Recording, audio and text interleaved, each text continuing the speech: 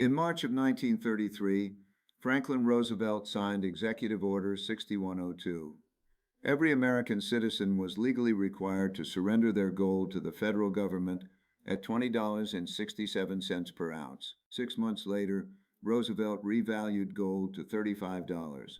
In a single stroke, anyone who had complied with the law lost 40% of their wealth. Anyone who had quietly held their gold doubled it. I'm Ray Dalio. I've managed $124 billion at Bridgewater Associates. I predicted the 2008 crash. I've studied every major monetary transition across 500 years of history. And what I'm about to tell you is something I've only said privately until now. The dollar is not going to collapse suddenly. It's going to be redefined. And when governments redefine currencies, they do not warn you first. They warn you last. Right now, three signals are converging in a way I've only seen twice before in modern economic history. Once in 1971, when Nixon ended gold convertibility. Once in 1978, when Carter pressured the Fed into accommodation. Both times, the people who understood what was happening moved their money before the announcement. Both times, the people who waited until it was obvious had already lost. The window to act is not 6 months from now, it's now. And in the next 20 minutes, I'm going to show you exactly which three assets to move, why they work when everything else fails, and precisely how to execute this through any standard brokerage account before March. But first, let me tell you about a man named Thomas Elliott. Thomas was 61 years old in August of 1971. He had saved $180,000 over 34 years working as a mechanical engineer in Ohio. He kept it the way his father taught him: U.S. Treasury bonds in a savings account, safe, reliable, American. On August 15, 1971, Richard Nixon went on television and told the world that the United States would no longer exchange dollars for gold. The dollar, which had been anchored to gold at $35 per ounce since Bretton Woods, was suddenly floating free. Thomas watched the announcement. He didn't understand the mechanism. His bank told him nothing had changed. His broker told him to stay the course. By 1980, the dollar had lost 65% of its purchasing power. Thomas's $180,000 in bonds and savings had the purchasing power of $63,000. Gold had gone from $35 to $850. An ounce of gold in 1971 cost $35. That same ounce in 1980 was worth $850. Thomas owned no gold. He owned dollars. He worked until he was 71, not by choice, by arithmetic. Here's what kills me about Thomas's story. The signals were public. The fiscal deficit was public. The pressure on the Fed was public. The gold drain from Fort Knox was public. Every piece of information needed to protect himself was available. He simply didn't know what pattern to look for, and nobody told him until it was too late. You are not Thomas. I'm telling you now. Before the announcement, before the redefinition, while the window is still open, let me show you the three signals that tell me we are 3 to 6 months away from a monetary event of this magnitude. Signal 1. The velocity of dollar alternatives is accelerating. When I say dollar alternatives, I don't mean cryptocurrency speculation. I mean the systematic, institutional shift by foreign governments away from settling trade in U.S. dollars. In 2000, roughly 70% of global reserves were held in dollars. Today, that number is below 58% and falling at the fastest pace since Bretton Woods. Russia, China, Saudi Arabia, Brazil, India, these are not fringe economies. They represent over 40% of global GDP, and they are actively building infrastructure to trade with each other without touching the dollar. This matters to your retirement account in a specific way. Dollar dominance is what allows the United States to run $2 trillion annual deficits without an immediate inflation crisis. When 70% of the world needs dollars to buy oil, to settle trade, to hold reserves, there is always foreign demand absorbing excess supply.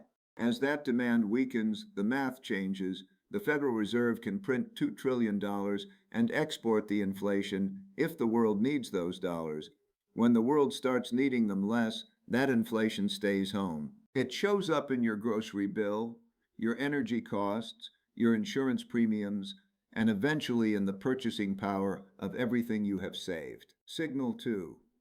The Treasury market is beginning to show stress at auction.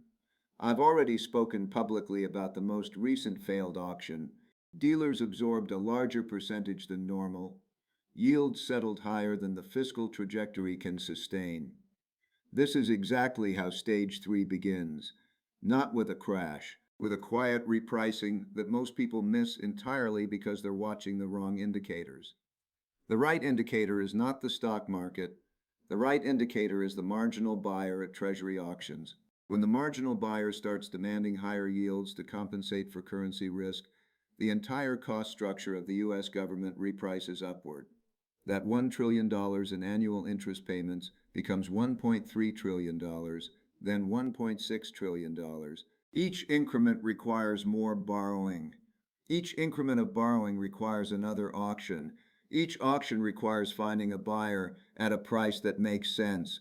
And at some point, the only buyer left is the Federal Reserve itself. That is the definition of monetization. That is the mechanism through which the dollar loses value, not overnight, but systematically, quietly, and irreversibly. Signal 3. Central banks are buying gold at the fastest pace in 50 years. Over 1,000 metric tons of net purchases last year alone. Let me be precise about what this means. Central banks are the most sophisticated institutional actors on the planet. They have access to information no retail investor will ever see.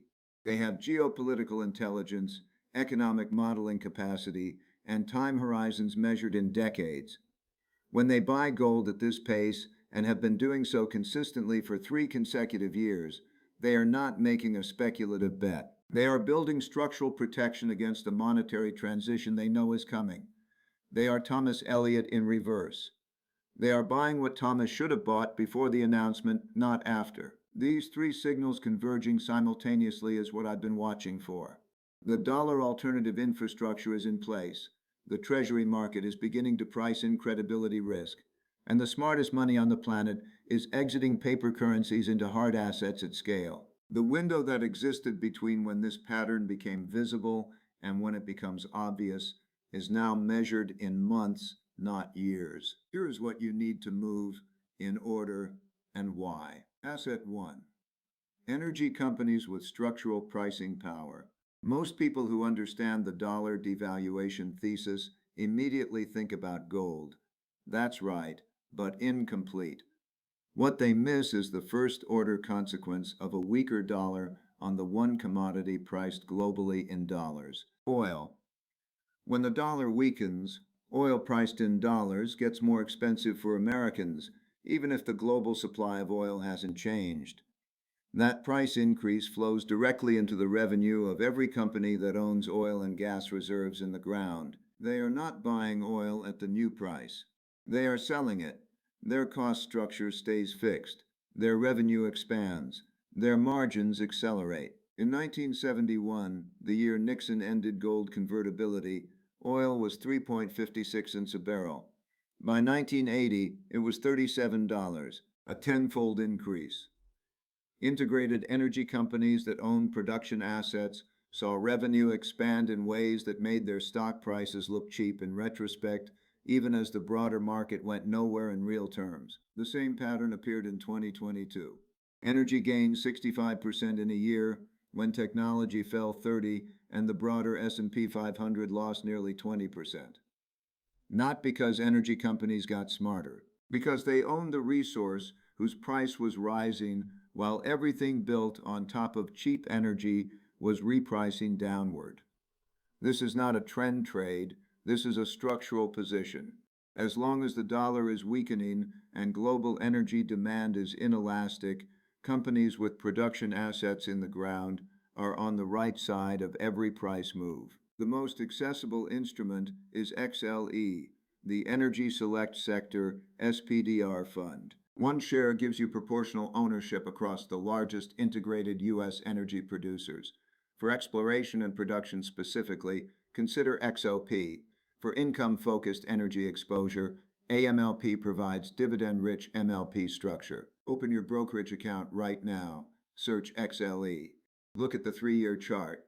Then look at your current energy allocation. Write that percentage in the comments. Just the number. Because the act of naming what you actually have is the only honest starting point.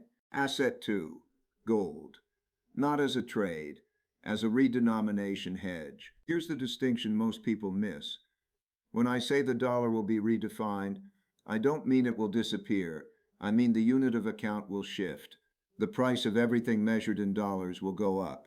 The purchasing power of each dollar will go down. If you hold dollars, you lose. If you hold gold, you hold. That's the mechanism. Gold doesn't go up. The dollar goes down. Gold just stays where it is, in real terms, while the measuring stick shrinks around it. In 1971, the day before Nixon's announcement, an ounce of gold was $35. The day after, it was still physically the same ounce, but by 1980, it was $850. The gold didn't change, the dollar changed. The people who held gold went from $35 to $850. The people who held dollars experienced the inverse. The GLD ETF from SPDR is the most accessible instrument. One share tracks approximately 1/10 of an ounce of physical gold. IAU from iShares carries a slightly lower expense ratio and is worth comparing. For investors who want exposure entirely outside the financial system with no counterparty risk, allocated physical storage through services like Perth Mint or Bullion Vault is the structural equivalent of holding the metal directly. Gold should represent 10 to 15% of your liquid portfolio. Not more, because gold doesn't produce cash flow. Not less, because in a redenomination event, nothing else does what gold does. Calculate 10% of your liquid investable assets right now. Write that dollar number down. That is your structural gold allocation target. Asset 3. Short duration treasury instruments and tips. This is the one most people get wrong, and getting it wrong is expensive. Most people hear bonds are safe and buy long duration. 30-year treasuries, long-term bond funds, instruments that lock you into today's yield for decades. In an inflationary environment, long-duration bonds are not safe. They are the most exposed. In 2022, long-duration bond funds lost 20 to 30% of their value. People thought they were in the defensive part of their portfolio. They were in the most damaged part. Here is the critical distinction. Short-duration instruments, 9-0, day to 2-year T-bills, mature quickly and roll over at whatever the new higher rate is. You are never trapped at yesterday's yield. If inflation pushes rates higher, your short-duration instruments begin earning that higher rate within months. Tips: Treasury inflation-protected securities adjust their principal automatically as consumer prices rise. If inflation runs at 8%, your TIPS principal grows by 8%. Your real purchasing power is mechanically protected without you taking any action. These are two completely different instruments that happen to share the word treasury. Confusing them in a dollar redenomination scenario is a financial error that compounds annually in the wrong direction. SCHP from Schwab and VTIP from Vanguard are the two lowest cost TIPS instruments accessible through any standard brokerage. BIL holds 1 to 3 month T-bills and is as close to cash as a brokerage instrument gets, while still earning the prevailing short rate. In the stagflation environment, a dollar redenomination produces slow growth plus persistent inflation. This category does something nothing else can. It preserves real purchasing power without requiring you to predict exactly how fast inflation accelerates or exactly when the Fed capitulates. It's not the asset that makes you rich. It's the asset that ensures you still have something left to deploy when everything else has been repriced. Now, let me give you the framework by portfolio size, because the ratios matter more than the instruments. If you have $10,000 in investable assets, position roughly $2,500 in energy through XLE, $1,500 in gold through GLD, $2,000 in tips or short-duration T-bills, and the remainder in your existing diversified base. You are not optimizing at this level. You are establishing the structural habit before the structural event. If you have $25,000, $6,000 in energy, $3,500 in gold, $5,000 in short-duration fixed income, the remainder in your diversified base, at this level, the ratios begin to meaningfully affect your outcome in a redenomination scenario. If you have $100,000, $25,000 in energy companies with structural pricing power, $15,000 in gold, with a portion in allocated physical storage outside the financial system, $20,000 in tips and short-duration instruments, $40,000 in your diversified foundation with quarterly rebalancing discipline. The rebalancing is as important as the initial allocation. It forces you to sell strength and buy weakness without emotion, which is the single most consistent behavior separating people who compound wealth across economic transitions from people who lose it. Thomas Elliot watched Nixon's announcement in August 1971 and did nothing. He didn't do nothing because he was uninformed. He did nothing because nobody had given him the pattern before the event.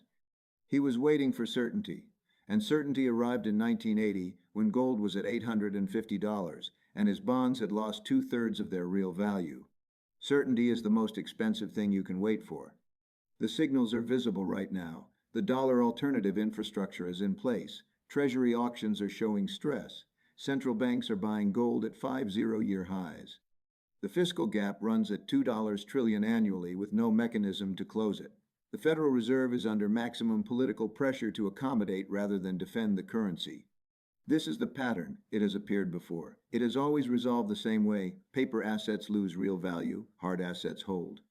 You have the framework Thomas never had. You have instruments he never had access to, and you have time he didn't have. The window between when this becomes visible and when it becomes obvious is closing. Not in years, in months. There are two kinds of people watching this. The kind who will open their brokerage account in the next 24 hours, look at their actual allocations, and make at least one change toward this framework. And the kind who will understand the logic completely and do exactly what Thomas did. Write your current allocation in the comments. Energy percentage, gold percentage, short duration fixed income percentage. Make it real, make it public, then make it different. The pattern is documented. The instruments are accessible. The window is open. Don't be Thomas.